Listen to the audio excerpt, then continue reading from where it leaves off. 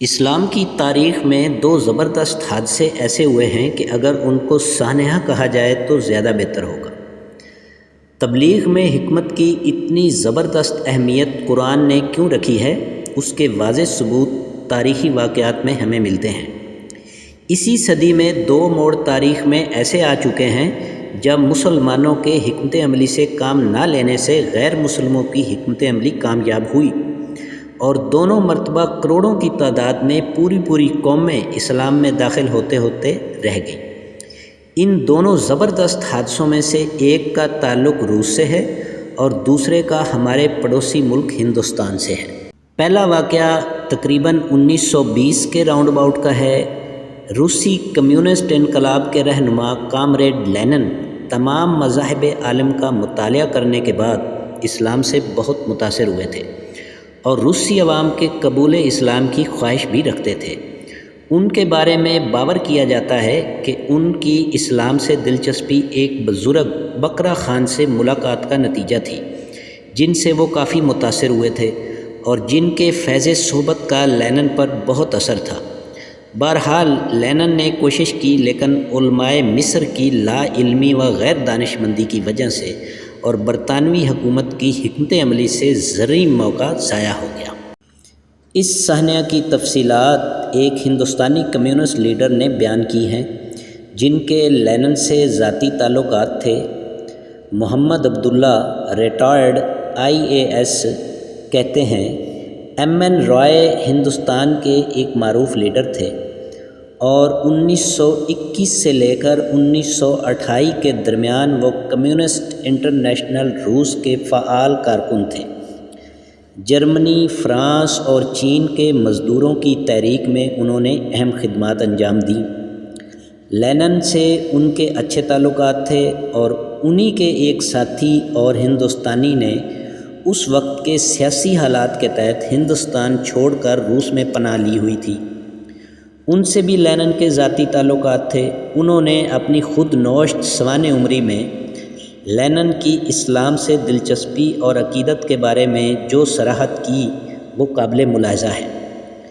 زار روس کا دور جب ختم ہوا اور جب لینن برسر اقتدار آئے 1917 میں اور انہوں نے کمیونسٹ حکومت قائم کر لی، تو ایک دن اپنے قریبی دوستوں کی میٹنگ طلب کی اور اس میں انہوں نے فرمایا، ہم اپنی حکومت قائم کرنے میں کامیاب ہو گئے ہیں، لیکن اس کو برقرار رکھنے اور اس کو چلانے کے لیے اس کی ضرورت ہے کہ ہم ایسے نظریہ حیات کو اپنائیں جو انسانی فطرت کے مطابق ہو، اس لیے کہ انسان کو اپنی بقا کے لیے صرف روٹی نہیں چاہیے، بلکہ اس کی روح کی تسکین کے لیے ایک مذہب کی بھی ضرورت ہوتی ہے۔ میں نے تمام مذاہب کا گہرا مطالعہ کیا ہے، میرے نزدیک سوائے ایک مذہب کے کسی اور میں یہ صلاحیت نہیں ہے جو ہمارے نظریہ کمیونزم کا ساتھ دے سکے، اس لیے میں ابھی اس مذہب کا نام ہی بتاؤں گا۔ اس بارے میں رائے قائم کرنے میں آپ جلدی نہ فرمائیں، اس لیے کہ یہ سوال کمیونزم کی موت اور حیات کا ہے۔ آپ وقت لیں اور غور کریں، ہو سکتا ہے میں غلطی پر ہوں، لیکن ہمیں اپنے تصفیہ کے بارے میں ٹھنڈے دل سے غور کرنا ہوگا۔ میں سمجھتا ہوں کہ اسلام ہی ایک ایسا مذہب ہے جو اپنے مادی رجحانات میں کمیونزم پر پورا اترتا ہے۔ یہ سن کر مجمع میں شور ہونے لگا تو لینن نے ٹھنڈے دل سے پھر غور کرنے کی ہدایت کی کہ آج سے پورے 1 سال بعد ہم پھر ملیں گے اور اس وقت طے کریں گے کہ کمیونسٹ کو کوئی مذہب اختیار کرنا چاہیے کہ نہیں، اور کون سا مذہب اختیار کرنا چاہیے۔ برطانوی حکومت کے محکمہ خارجہ کو جب اس کا علم ہوا تو اس نے اس میں برطانوی سلطنت کے لیے بہت بڑا خطرہ محسوس کیا کہ اگر کمیونزم اور اسلام مل جائیں گے تو روس کو برطانیہ پر ایک ناقابل تسخیر قوت اور فوقیت حاصل ہو جائے گی۔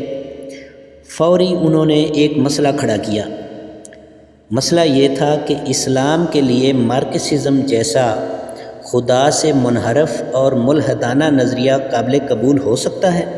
جب یہ مسئلہ علماء اسلام کو پتہ چلا تو علماء جامعۃ الازہر نے، جو اس سوال کے پس منظر سے واقف نہیں تھے، ایسا فتویٰ صادر کر دیا جو برطانوی حکومت چاہتی تھی۔